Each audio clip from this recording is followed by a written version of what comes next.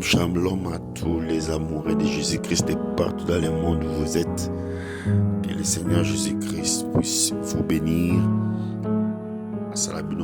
Que cette semaine, il a béni. Et la semaine, il y a grâce, il y a faveur.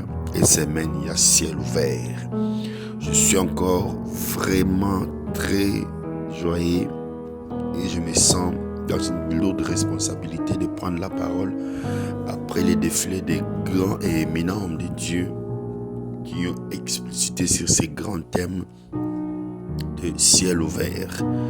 Nous allons nous acquitter de nos civilités à l'égard de l'homme de Dieu, le pasteur Prosper Kassongo, l'initiateur, le père de ces groupes. Que son Dieu puisse le bénir, de nous faire confiance, et également la coordination, de nous avoir plutôt alignés parmi les prédicateurs pour ces grands séminaires que nous abordons sur les thèmes de ciel ouvert. Avant toute chose, inclinons nos têtes pour prier avant de commencer les messages. Seigneur, merci Saint-Esprit de Dieu. Permets à notre langage de s'adapter à la révélation afin de communiquer la pensée divine que tu as accordée. Dans le nom de Jésus. Amen. Que Dieu soit béni. Nous bénissons tous les hommes de Dieu qui étaient à la hauteur et à thème haut et à ciel ouvert. Et ça nous a permis de comprendre beaucoup de choses pendant ces 3 semaines passées. C'était vraiment waouh et c'était génial. Le grand thème que nous sommes en train de partager durant ces mois, c'est le ciel ouvert. J'aimerais avoir un sous-thème aujourd'hui qui s'intitule l'alliance ou c'est par alliance que le ciel s'ouvre. C'est par alliance que le ciel s'ouvre. Et j'aimerais rapidement définir c'est quoi une alliance. Et puis je reviendrai, nous allons faire la lecture et puis continuer. C'est quoi une alliance? J'ai dû consulter Larousse. Larousse dit ceci. Une alliance, c'est une union contractée par l'engagement mutuel. Une union contractée par l'engagement mutuel. Et une alliance, c'est une clause. Une alliance, c'est un pacte avec Dieu. Vous savez, Dieu, après avoir créé l'homme, après la chute de l'homme, Dieu s'est cherché un peuple par lequel il va se représenter sur la terre.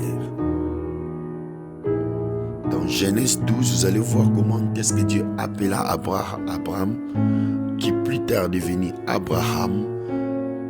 Et Dieu traita une alliance avec lui promettant que dans sa postérité ou en lui, toutes les nations de la terre seront bénies et il rendra son nom grand et sa postérité sera grande comme les étoiles dans le ciel et le sable de la mer. Dans cette démarche, Dieu s'est choisi Abraham. En partant de lui, il traita une alliance qui va bénir toute la terre. Vous savez une chose, Dieu n'agit pas en dehors d'une alliance. Les principes spirituels, vous savez des fois moi, et ça n'a pas si, les chrétiens veulent la bénédiction de Dieu, mais ne veulent pas respecter les principes spirituels. La terre a été créée et la terre fonctionne. Et les mondes spirituels et les mondes matériels fonctionnent sur base des principes que Dieu a créés. Vous allez lire dans Genèse 8, la Bible dit, tant qu'il y aura le ciel, tant qu'il y aura l'été, tant qu'il y aura l'hiver, tant qu'il y aura la terre, le soleil, la loi de la moisson et du semail persistera. C'est-à-dire, la terre a des principes. Et Dieu traita une alliance avec Abraham pour bénir toute la terre, en partant de lui que toute la terre soit bénie. Et cette alliance descendit en Isaac, enfin conclue en Jacob. Jacob fut béni. Il y a eu 3 événements dans la vie de Jacob qui faisaient en sorte que Jacob devienne homme d'alliance. Dans Genèse 28, la Bible dit ceci.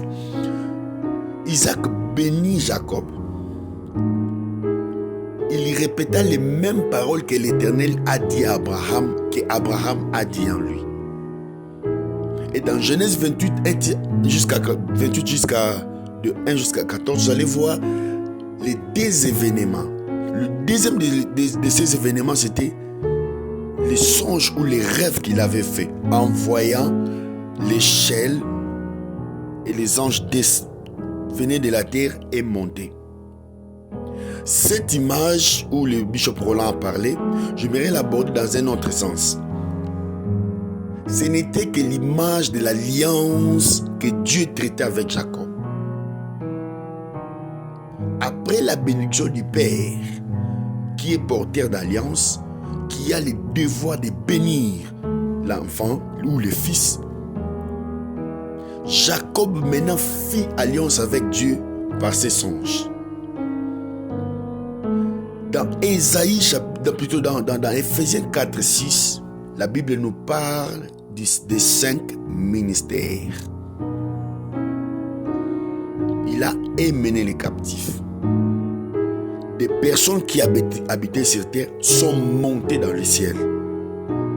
Et là, dans le ciel, ils ont traité une alliance et ils ont réussi des choses. Et l'Éternel les renvoya sur la terre comme des dons. Et c'est la même chose que Jacob voyait. Il montait, c'était une passation de pouvoir, passation d'alliance. L'alliance quittait Abraham, quittait Isaac pour devenir les dieux d'Isaac. Moïse a accompli de grandes choses en Israël, mais on n'invoque jamais les dieux de Moïse. On invoque les dieux d'Abraham, les dieux d'Isaac, les dieux de Jacob. Parce qu'ils ont réussi, ils ont traité une alliance transgénérationnelle. Peu importe ce que Moïse a fait, peu importe ce qu'Élie a fait, peu importe ce que tous ces grands d'Israël, Josué, Joseph, on invoque en Israël le Dieu d'Abraham, le Dieu d'Isaac, le Dieu de Jacob. Ce n'est que par alliance que Dieu agit. Nzamba salaka jamais en dehors de l'alliance. Et voilà pourquoi en Éphésiens 4, verset 6, Éphésiens plutôt 4, le verset 7, plutôt 8, jusqu'à 11. Nous allons les lire. Éphésiens 4, le verset 8 jusqu'à 11. Je lis au nom de Jésus. C'est pourquoi il est dit, étant monté dans les hauteurs, il a émené les captifs. Soulignez s'il vous plaît. Il a émené des captifs. Il a fait des dons aux hommes. Or, que signifie les monter sinon qu'il est aussi descendu dans les régions infernales de la terre? C'est lui qui est descendu, c'est le même qui est monté au-dessus de tous les cieux afin de les remplir toutes choses. Place intéressée. Il a donné les uns comme les apôtres, les autres comme les prophètes, et les autres comme les évangélistes, et d'autres comme les pasteurs et docteurs. Parole du Seigneur. Comme je disais, c'est par alliance. On ne peut parler de ciel ouvert sans alliance. C'est quoi d'abord le ciel ouvert? Moi je dis le ciel ouvert, c'est l'action du ciel sur la terre. C'est la réponse de Dieu à l'homme et c'est l'intervention divine en faveur de l'homme. Dieu n'intervient sur la terre que par alliance. S'il n'a pas eu d'alliance sur la terre, Dieu ne va pas intervenir. Et voilà pourquoi Ismaël pouvait pleurer dans le désert. Aolela. La Bible nous dit ceci. Agar azolela, Ismaël aolela. Mais Dieu écouta le pleur du fils. Pourquoi? Parce qu'il appartenait à une alliance. L'alliance pleurait ensemble avec Ismaël. Au moment qu'Ismaël pleurait, l'alliance d'Abraham par le sang criait en lui. Et l'alliance a intervenu. Vous allez voir, Nakatia désert, il n'y a jamais eu de source. Mais la source peut jaillir, peut commencer. Nakatia désert, maïbima. Parce qu'à cause d'une alliance, le ciel y a Ismaël. Et Fongwama ce jour-là, parce qu'il a crié au nom de l'alliance de son père. Tu es sous quelle alliance? Tu veux que le ciel s'ouvre dans ta vie, mais de quelle alliance appartiens-tu? Les hommes d'alliance sur terre, ce sont des dépôts, des entrepôts de Dieu, des storage. Bazaba magasin Nzambe pour la solution des humains.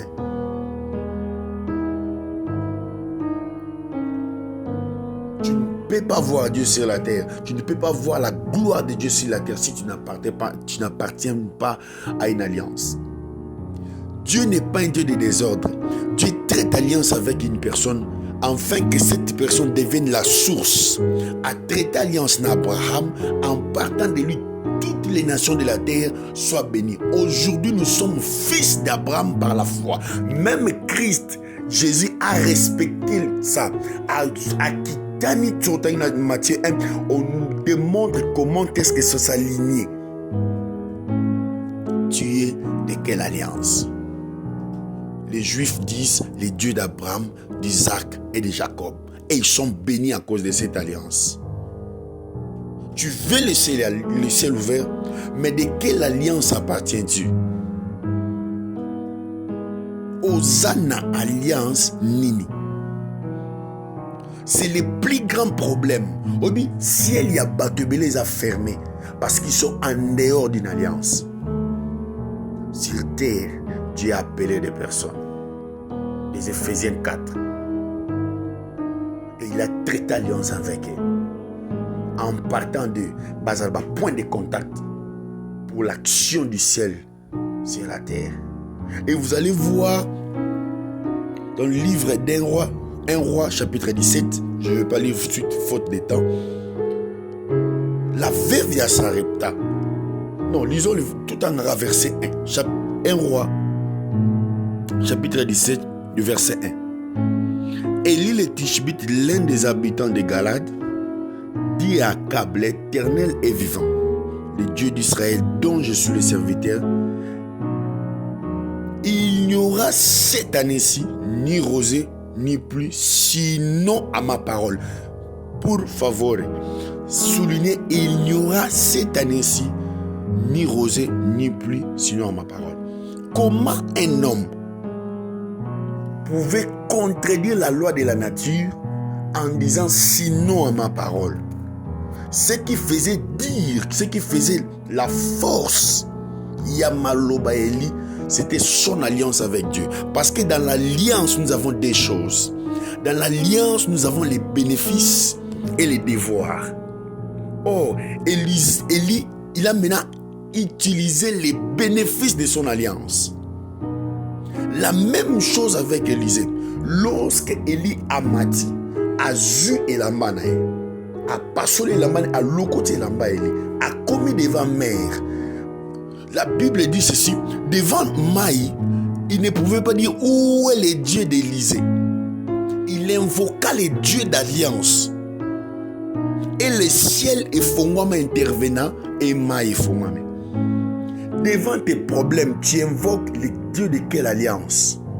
Parce qu'il y a sur la terre des gens que Dieu a traité alliance avec eux. En partant de cette alliance, les ciels s'ouvrent et bénissent et agissent sur la terre.